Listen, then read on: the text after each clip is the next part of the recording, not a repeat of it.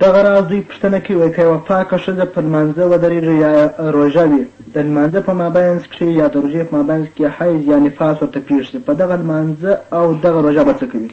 حضراتو هغه لمونځ به ځای پر ځای پرېږدي، بلکل دا جنې خلاصه ده.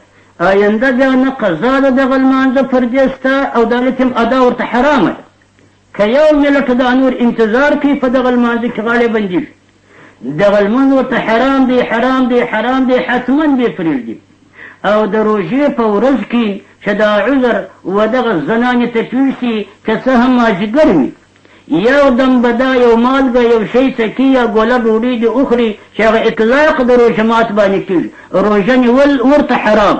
نو په ورځ کې په مابین کې د ورځې د روژې مبارکې که دا عذر پېښ شو، حتما به روژه ماتي، که نه کړه ماته غاړې په بندېږي.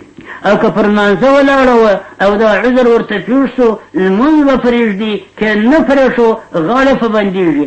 اما د پاک رب جل جلاله حکم دی، د شریعت منوره فیصله ده چې د لمانځه د قضا څخه خلاصه ده، د لمانځو قضا پر دغه زنانه نشته او د روژې به بیا قضا راوړي.